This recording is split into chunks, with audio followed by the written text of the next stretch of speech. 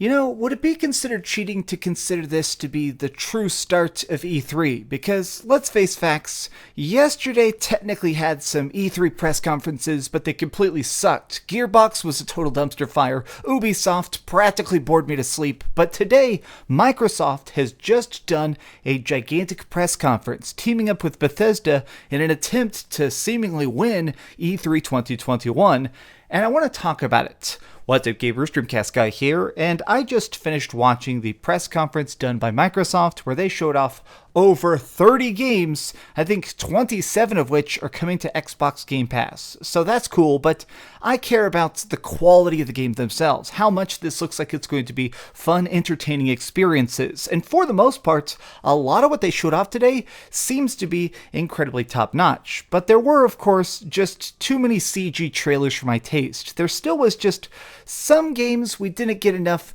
raw gameplay to get a sense of what they're about. But I'm getting ahead of myself. Let's talk about the goods and the bads of this showcase. Now, let me just say this real quick. I'm not an Xbox fanboy. I'm not some Microsoft shill. In fact, here's my actual Xbox Series X controller. Let the autofocus turn on here. Look how much dust is on my controller. I don't play my Xbox very much, mostly because there hasn't been many exclusives. There's not been a bunch of stuff coming only to the Xbox. So because of it, I've been playing most of my time on my Nintendo Switch, my PC, or of course my PlayStation 5. But a gigantic selling point of this for me was that so many of these games are actually going to be Xbox console exclusives, or projects that are actually going to make it where I have an excuse to turn my console on once again. Let's start things off with what they opened the show with, which was Starfield. Now, this is, of course, the mysterious Bethesda project that's in development forever. This is supposed to be like Skyrim in space. Like, all the leaks and rumors are that this game is supposed to be bigger, crazier, and a lot more based on the lore and stuff. The idea behind it is that it's basically hundreds of years in the future. It's this gigantic universe-spanning adventure, and it seems pretty decent. But just to start things off, it's like a 2-minute long teaser trailer that's completely CGI. We do finally have a release date for it, though, which is November 11th, 2022, and at least we know that it exists. We can already tell that this partnership between Bethesda and Microsoft is really starting to cook things up, because they've definitely confirmed this is not coming to anything except Xbox and PC. But let's talk about Stalker 2. I want to go through the entire press conference game by game and talk about the good stuff and the bad stuff, thing from Sea of Thieves to Halo, but I'm really kind of fascinated by some of the games I didn't expect to be hyped about, like Stalker 2. This is like a post-apocalyptic, gritty, very gory-looking shooter where people are trying to basically survive in these frozen wastes of Europe. And what kind of shocked me the most is that the monster design is very, very gruesome, which I enjoy, but more than that, there seems to be this weird thing with like roaming anomalies, like these little tiny black holes that seemingly can just crush things instantaneously. There was this interesting shot where the main character was getting out like bolts and throwing them in random directions in an empty field to try and like detect where the next anomaly was going to be at. This is interesting. I mean, I've never played the original Stalker, so I don't know what's going on exactly, but it's piqued my interest enough that I definitely want to check it out. Now, I want to talk about Sea of Thieves. This is one of the things that I'm not really a fan of that these conferences keep doing, which is let's talk about old games that are getting new updates. Sea of Thieves continues to grow. It continues to have an expanding fan base, mostly because of Game Pass. The fact that you can just play this pirate simulator whenever you want with your buddies, I think it's a good gateway drug. It's one of those games that people just play because it's easy to download. You get bored, you log out. Well, they're doing a gigantic Disney expansion pack with Jack Sparrow and a bunch of like Pirates of the Caribbean storylines.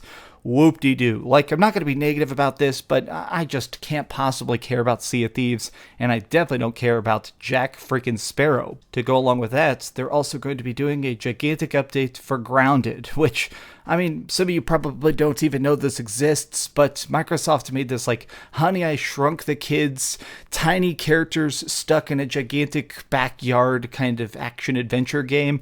It's called Grounded. It's getting a huge update with spiders in it. Okay, cool, yep. Now, if I'm just being brutally honest, these games definitely don't get me excited, mostly because if I'm going on the internet to try and play a game, it's usually because I want that massive multiplayer experience to it and not just sailing around the ocean, which is why my attention was completely gripped by Battlefield 2042. We finally saw a real chunk of gameplay during this press conference, and it was, goodness gracious, it was exactly what I'm freaking craving. In this game, it is 128-person multiplayer, which is pretty freaking cool, but how it works is what's actually important. It seems like this is just going to be mega maps, times where you see helicopters flying next to each other and blowing each other out of the sky, people using like grapple hooks to try and swing off of buildings, or jumping into an elevator, going to the top of a skyscraper, and then parachuting off the top to avoid a mega hurricane or tornado in the middle of the city. This game seems intense. It seems massive, and it seems like a game that I'm definitely going to be playing a lot of. I am still a bit taken aback. I wish that this had some sort of storyline, like these new games that are just all about selling you the season pass before the game even comes out, or having these things where there's like a $100 digital collector's editions with like no physical rewards to it. Stuff like that still kind of rubs me the wrong way, but Battlefield 2042 is certainly looking pretty dang decent. Just like Psychonauts 2. We finally saw another look at Psychonauts 2, and surprisingly, it's coming out in just a couple months. Psychonauts 2, part of the reason this game definitely works is because it's just very, very close to the heart and the spirit of the original Psychonauts. That mix of puzzle solving, platforming, and of course, a lot of pretty decent jokes. Hopefully, it's actually good. It seems good. It's coming to Game Pass, and I'm definitely going to be trying it out. They definitely talked a lot about Game Pass in this. They definitely treated this as a big chance to kind of just further advertise how so many millions of people are playing Game Pass. You should definitely pick it up. In fact, they even talked about the fact that a lot of Bethesda games are already on there. There's currently like 30 games that are on Game Pass that are from Bethesda, and they've announced that they're going to be doing more like technological boosts. Games from 1 generation ago or 2 generations ago are going to look and play their best on the Xbox Series X. Things like even Doom Eternal is now getting a graphical update for these next-gen consoles, even on Game Pass, which to me, it's impressive because, I already have Game Pass. I'm glad that it's just finding a way to make it a better and better deal. And of course, I always like the ability that if I missed a game, the fact that I can play it later and it's a better version of it, I'm definitely completely on board with. Now, from here, we kind of need to talk in depth about Halo Infinite, because they've managed to make this game look a lot better than it did when it was initially revealed a year ago. But before that, I kind of just want to say they did a lot of sprinkling of spice in this conference. A lot of tiny indie games, from this game that was like a very zen snowboarding game that looked pretty decent. Or Hades is actually coming to Xbox, which is fantastic. Or even just a little gameplay reveal for Diablo 2 Resurrected, which I've already played. That game is super, super top notch. They managed to make this thing very, very focused on the games above all else. There was very little talking. There was very little people walking out on the stage to make empty promises. This was about games, games, games, games, games. And even when they talked about Game Pass, it felt like it had a purpose to it instead of just a very empty commercial. I appreciated the fact that they really managed to make the timing for this good for the most part. The part of this I definitely didn't like, though, was when Bethesda came out to talk about their online experiences. I do not care about Fallout 76. I kind of still hate Fallout 76. If I'm just being completely frank here, I think Fallout 76 sucked so bad at launch. The fact that they decided to do a 5-minute trailer talking about the next huge updates for Fallout 76, I cannot possibly even muster up 1% of a shit to give you. They also did a huge trailer for Elder Scrolls Online. So these games, as much as they're MMORPGs, as much as I'm sure they have humongous, gigantic fan bases that love these games, I just can't possibly care. But, now that Bethesda is part of Microsoft, you gotta advertise their products because that's what sells. Now, let's talk about Halo. When they initially revealed this game, it was something that kind of had a lot of controversy around it. A lot of people that were just very upset, or sometimes just completely flabbergasted by the fact that, let's be clear, they had a brute that looked like this. Now, I know they gave him the nickname Craig. This brute looked so bad that people were kind of just what the hell is happening to this game? Well, thankfully, the gameplay we saw today looks way more polished. Visually, this is a completely new ring called the Zeta Ring. It seems like Halo Infinite is going to be like semi-open world. We're going to be able to explore the map and the ring itself in whatever direction we want, going from one horizon and one edge to the other. But I do kind of wish that they showed us more of the ring or told us a bit more about the story, because this seems like it's going to have some sort of like plot line of like a final mission to try and find Cortana, or like Master Chief pushed so far beyond his limits. This seems pretty good. Like, hopefully it's actually a decent storyline in this next Halo game, but they showed us just this little teeny tiny sliver of story and then jumped into the multiplayer. Now, the multiplayer seems pretty fantastic. Halo multiplayer, it's been a bit hit and miss. Obviously, the early games are way better than the later games, but this seems like a good mix. It seems like that just speed of Halo 5 with a lot of the intensity and impact of like Halo 3. It has big guns, and definitely the biggest twist of what we saw in this new gameplay is the grapple hook itself. So I'm not sure how, but all these Master Chief, all these Spartans have a huge freaking hook shot that just shoots out of their wrist like their Link, and then you can grab weapons, you can grab items, you can grab ledges, and it seems like this is going to create some very interesting mechanics. Now, we'll see how this actually works. Maybe there's going to be a cooldown on it, maybe there's going to be something that kind of like limits it, because right now, the idea of being able to like maybe hook shot a freaking like power up out of somebody's hands, or like or even like grabbing it from in front of them, imagining like just shooting your grapple hook and grabbing a rocket launcher as somebody sprints towards it. I'm curious to see how they balance this, because while this looks fun, while it seems pretty freaking intense to do like capture the flag where everybody's able to do this amount of speed, I'm curious how it actually works. Now, they have once again confirmed that Halo's multiplayer is going to be completely free to play. You can just install it and play whenever you want. You're only going to be paying a price for the campaign, which is kind of bizarre. Now, of course, this is free if you have Game Pass, so that'll make sense. I'm going to be playing the campaign. I guess I'm still more curious about the story than I am about, I don't know, just the other stuff. I'm more curious about the futures of Master Chief than I am about, you know, these gigantic matches we're going to be having and all the times I'm going to be spending on the internet trying to shoot other people in the power armor face. After this giant Halo reveal, we actually saw a bit more about Far Cry 6, and it seems like this game is going to be pretty freaking fantastic. Now, I've seen so many people kind of hating on Far Cry 6.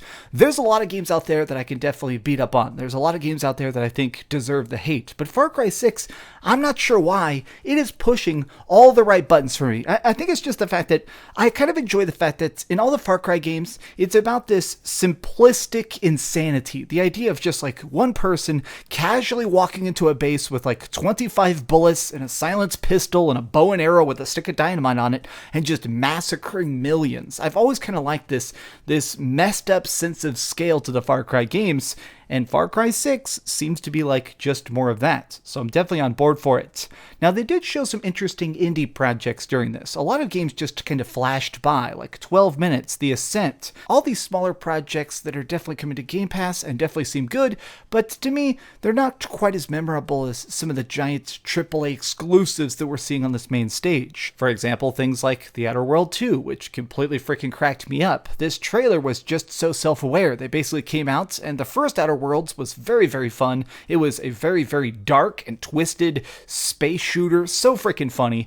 But the new one, the trailer, it is a completely just pre-rendered cutscene, but they actually just make fun of that. They say, check out this great monster that's not going to be in the game. Check out all these lens flares of a mountain, and hey, check it out. And here's our hero whose face you can't see yet because we haven't drawn it. Like, I kind of just respect the fact that these guys are just straight up saying, yes, we're working on another game. No, it's nowhere near done. And yes, we have no idea what it's actually going to be like, but hopefully it's as good as the first game was. I'm totally on board with that. Alright, so there's just 3 games left that I want to talk about, but 2 of these, they almost feel like interactive tech demos, but I don't even specifically mean that as like an insult, but they showed off a bunch more about Flight Simulator, which is finally coming to Xbox. Okay, this game is glorious, it's beautiful, it's got sweeping vistas and huge realistic scans of the entire planet. I'm not probably going to play this, but it looks pretty good. They also did a very long and, in my opinion, a bit tedious gameplay reveal for Forza Horizon 5. Now, this is, of course, just a good mix of racing. It's got insanely good visuals, but it's also basically just, again, another racing game. It's a good chance for them to flex on the power of the Xbox Series X. And you know what? It takes place in Mexico. It seems half decent. I'm probably not going to try it out, but hey, it looks fun for people who just love going around on random maps. Now, the last game, again, this is unfortunately just another little pre-rendered little movie that gives us a taste test of what the game's going to be like, but this is a new project being done with Bethesda in conjunction of Microsoft, and it's called, what was it called here? Redfall. It's like this vampire hunting multiplayer co-op shooter. It's going to be a thing where you play as these like modern day people with guns and sniper rifles and cell phones, but also with a mix of very strange magic. They're vampire hunters, but people have the ability to like call down ravens or summon a ghost elevator to shoot yourself onto a nearby roof, or sometimes just summon up fire and stuff. Like this game, who knows what it's actually going to be like? It seems to be coming out sometime next year, hopefully, but even in this early state, even in this like teaser format, it has seriously piqued my interest. I say this because I like co-op games a lot. I love the ability to team up with people and shoot and loot, but also because the concept of this mix of like classical vampires where you have to stake through the heart to turn them into dust, and also people just taking selfies and stuff. I'm always kind of curious of those genre mixes to see like modern day Buffy the Vampire Slayer humor. Let's see what actually turns out though.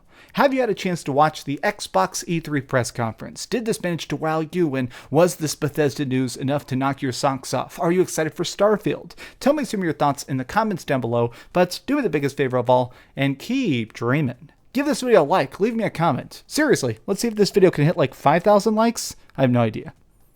Oh my god, I'm so glad I have all this bang. Alright, time to watch the Square Enix show. Square Enix! Thanks so much for watching that video. If you want to see something else, you can always click this link to see what I put up last, or, subscribe and see what's coming up next. Also, I promise that whatever I do, it'll try not to suck.